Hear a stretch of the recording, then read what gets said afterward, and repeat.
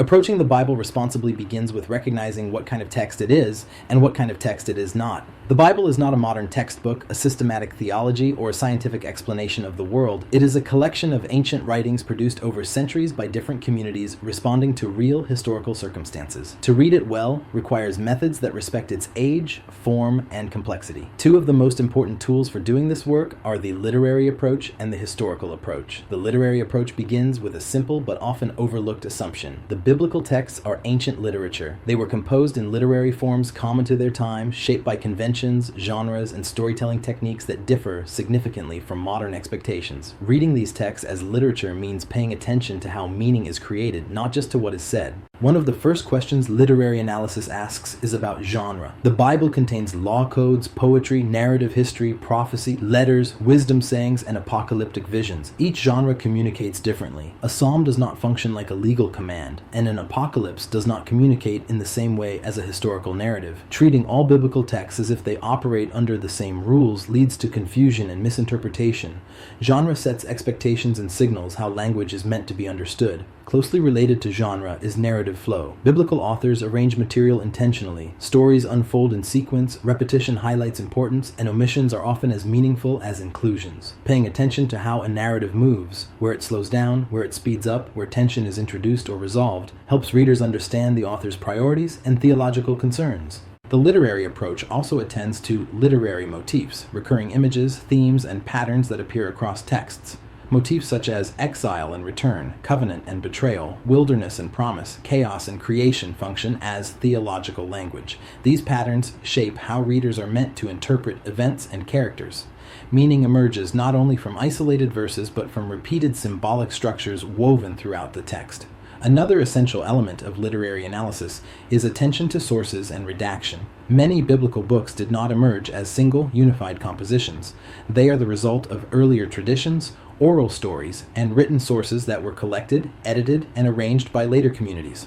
Redaction, the process of editing and shaping material, reveals how communities interpreted their past and re-articulated it for new circumstances.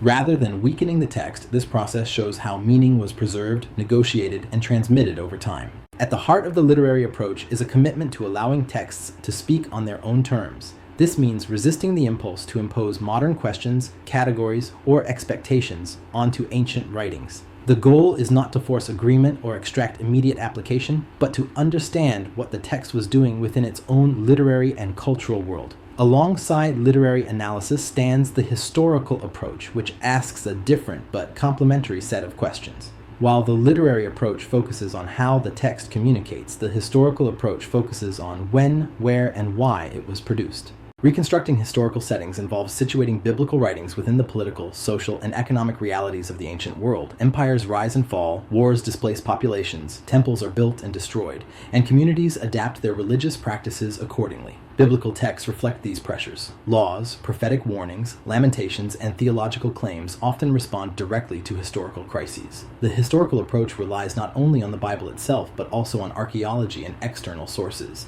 Inscriptions, ancient law codes, letters, ruins, and records from neighboring cultures provide context that illuminates the biblical world. These sources help clarify geography, political structures, social customs, and religious practices that would otherwise remain opaque. A critical component of historical study is maintaining a clear distinction between historical analysis and confessional or faith-based interpretation.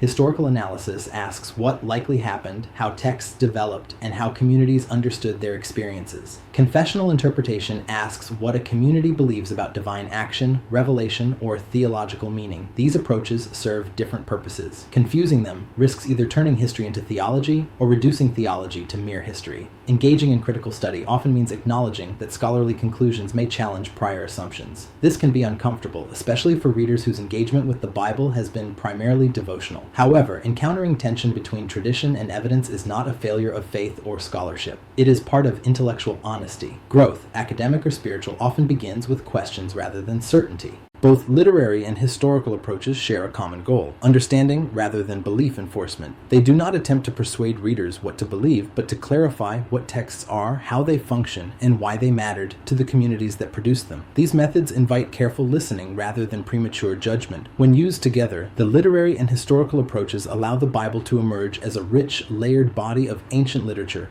shaped by history, expressed through story and symbol, and preserved through centuries of interpretation. They provide the tools necessary to engage the text with respect, rigor, and intellectual humility.